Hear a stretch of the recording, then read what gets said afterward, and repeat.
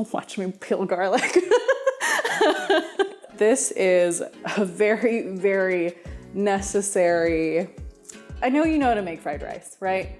No, I don't know that. Hey, I'm Isabel. I'm from Houston, where? Okay, yeah. Hey, I'm Isabel. I'm from Houston, the melting pot of Texas. And today we're talking fried rice hacks.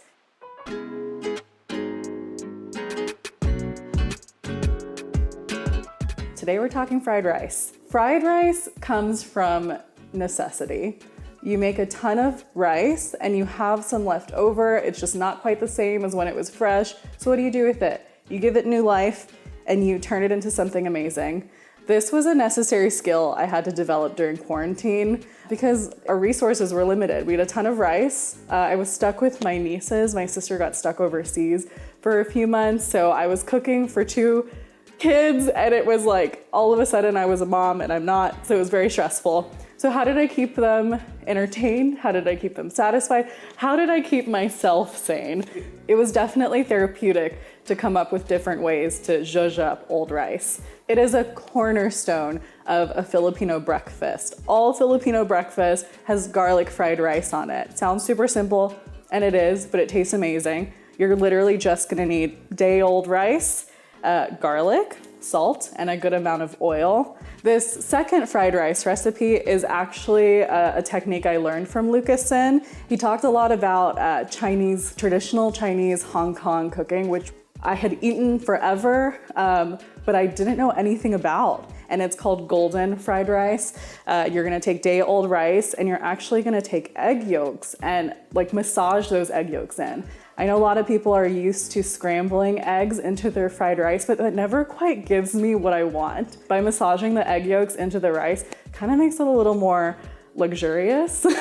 And then you're gonna use some really fun aromatics just to liven things up too. We've got ginger, garlic, green onions, and then we're gonna utilize the egg white too. So that we will be scrambling in. And then it just comes together for, again, a super simple dish, but made in a way that maybe you're not used to, because I wasn't. And now it's a favorite for sure. So we're working with this tiny little piece of ginger today. Again, personally, this is just how I do it. It depends on how you like to do things. But so I am prepping the ginger for the golden fried rice. When I'm in a pinch, I do like to just grate it with the skin on because that skin kind of stays on top and then the flesh comes through. So you're not getting that like grittiness from the ginger skin. One of my favorite tools in the kitchen is my microplane. It just makes everything super fast and super easy. And when we're making like a quick weeknight fried rice, easy and fast is where it's at. And you need about a tablespoon, equal parts ginger to equal parts garlic. My mom did not cook measuring anything, and I think she probably made fun of me when I started cooking and measuring things. So that style is definitely rubbed off on me for sure. So talking about a tablespoon of this, tablespoon of that, measure with your heart, okay? And garlic too. When you're measuring garlic, that is definitely something you just like check in with your mental health and you're like, how much garlic do you need that day? Today I'm feeling maybe 3 or 4 cloves, but it's up to you. So we're gonna grate some garlic for the golden fried rice, and then I'm gonna slice some garlic for the Filipino garlic fried rice. I like it a little bit thicker because you really wanna taste it. If you make this, I recommend frying up some Spam or even some bacon and frying an egg too. And I have one more thing to prep for our golden fried rice, and it's just one more aromatic, the green onions. And we're just using the bottoms of them today because the tops, when you're frying them, can just get a little wilty. We're just gonna dice these up. I'm gonna put that aside for now, and then we're gonna work on the golden part of the golden fried rice. So I'm gonna use half of this rice here, and this is we made yesterday. It's a little drier than fresh rice. That's why it's really good to fry it and turn it into something else, because it's not gonna give you the same warmth, and stickiness that fresh rice gives you. Big sis tip, be kind to your eggs. Crack them on a flat surface, not the edge of a bowl or the edge of a counter, because then there's more chance of those shells slipping into your dish, and we don't want that. So I'm gonna separate, we want the egg whites in a separate bowl. Okay, and then we want the egg yolks with the rice. Just gonna beat this a little bit. And then we'll just hit it with a little bit of salt. There we go. This is the fun part. It gets super messy, but it's so worth it. It just changes the game, okay? So take your hand and massage that rice in. Massage that egg yolk into the rice. And you really want it to separate. So that's where it gets its name from, the golden fried rice. You want every little grain of rice coated. I think ideally it'd be a little drier than this, but it's fine.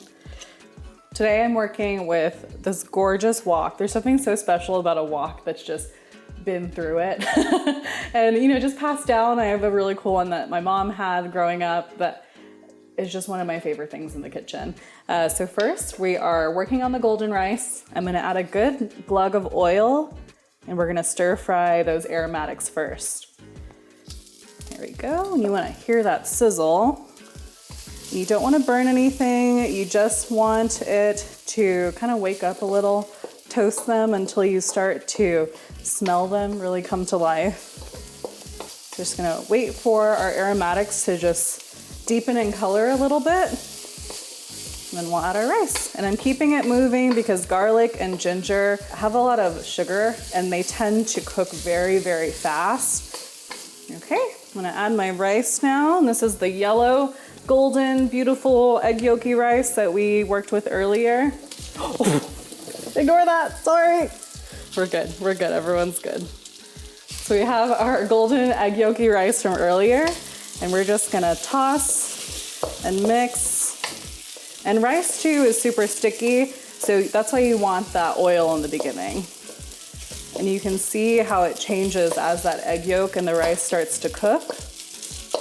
So in a lot of Chinese cooking, there's a little pinch of sugar. It's all about balance.